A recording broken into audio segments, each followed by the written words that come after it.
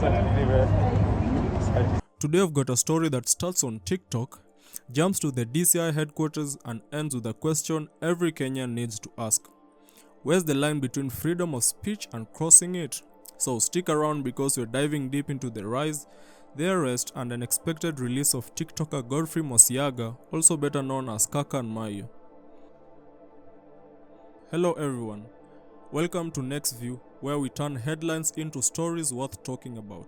Alright, a quick introduction for the few who might have not known him. So, Kaka and Maiyo isn't your typical influencer dancing to Gengeton. He built a following by mixing humor with raw commentary about Kenyan politics, corruption, and sometimes the police. Now, his fans love him because he doesn't sugarcoat. His TikToks feel like the voice of that one cousin who says exactly what's on everyone's mind during family gatherings. Only that he says it online to thousands and thousands of people. Now, a few days ago, Kaka and Maiyo posted a TikTok that went viral, but for the wrong reasons. At least according to the authorities. Wakenya, nataka kuwakumbusha tuko wengi kuliko mapolisi nchi. Mapolisi wote nchi ni around 150,000. Lakini hao mapolisi wamejifanya kuwa kichwa. Wale mapolisi wabaya wa Kenya, tuanze kumulika familia zao. Kama kuna polisi unajua, anza kumulika familia yake na watoto yake. Haizi kuwa ati hao ndo wanaua watoto watu wengine alafu watoto wao wabaki. Tumesema enough is enough. Hao polisi, mjue familia zenyu tunazikujia. Watoto wenyu tunawakujia. Nyinyi ndio mtaka kuwa watoto wa watu hapa, mkifikiria watu wenyu watabaki. Penye watoto wanasoma, walimu wa watoto watatuambia majina zao. Penye wanaenda kufanya shopping, tunajua ni wapi. Wewe polisi, your days are numbered. Familia yako pia italia kama vile familia watu wengine inalia. Na tunakujia familia zenyu nyinyi wote. Watoto kwa government, nani? Tunakuja makwenyu. Tuone sasa. Haizi kuwa watu 150,000 hapo wanasumbua wananchi 35 million ama 40 million. No. Enough is enough, man. It is time for us as Kenyans to stand for ourselves. If the government cannot protect us, we have to protect ourselves. It cannot be business as usual. No. Ati mnatu watu alafu tunanyamaza. Na mko na watoto na mko na mandugu na mko na familia zenyu. No, haiwezekani. No. Enough is enough. Enough is enough.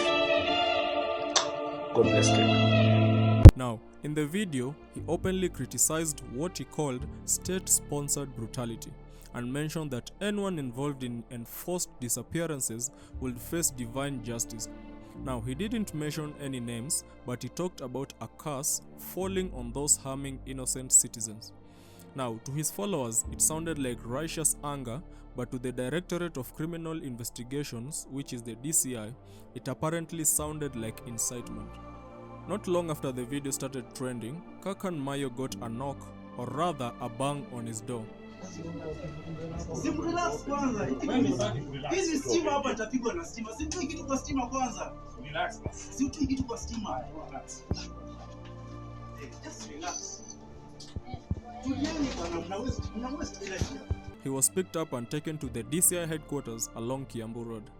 Word of his arrest spread quickly online, and hashtags like Free Kakan started trending, with people demanding his immediate release and accusing the state of silencing critics.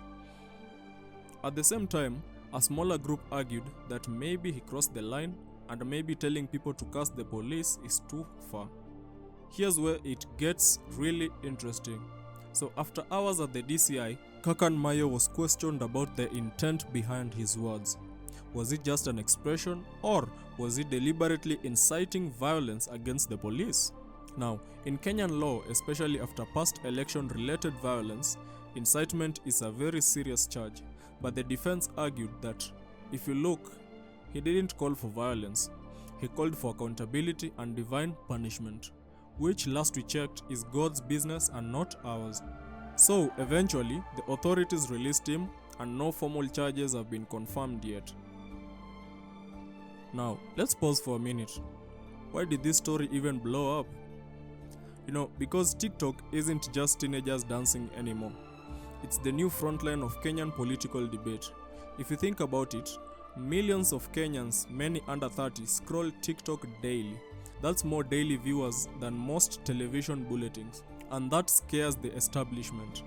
Because, unlike controlled media, TikTok is messy, fast, and viral. One video can turn an ordinary guy into a national headline overnight. Now, how did Kenyans react to this? So, some saw Kakan Maiyo as a hero standing up against intimidation. They say his words reflect what many feel, like frustration with police brutality, corruption, and the feeling that justice only works for the rich. Now others, though fewer, said he was reckless, that even hinting at curses or revenge could be dangerous in an already tense environment. Now both sides agree on one thing, that his arrest proves that freedom of expression is still a fragile thing here. This isn't just about one creator, it's about the state's relationship with online speech. Now, should a meme, a video, or even a hash rant land someone in jail? Or do we risk letting hate speech or real threats hide behind free speech? And when you add Kenya's history of election violence, it gets more complicated. So, what's next? As of today, Kakan Maiyo is free, but the case isn't officially closed. He's lying low since no new TikToks have been released since he was let go. Now, lawyers said he could still face charges if prosecutors decide his words had criminal intent. And meanwhile, activists are using his case to push Parliament to review cybercrime laws to better protect criticism without opening doors for hate speech. So, Nexview family, let's talk about this. Now, did Kakan Maiyo cross the line? Or did the state overreact? And where should Kenya draw the boundary between criticism and incitement? Drop your thoughts below, but remember, keep it respectful. If you found this video breakdown helpful, hit the like button, subscribe to Nexview Media, and turn on the bell so that you never miss Kenya's most important stories explained. I'm your host, and until next time, stay informed, stay thoughtful, and stay free.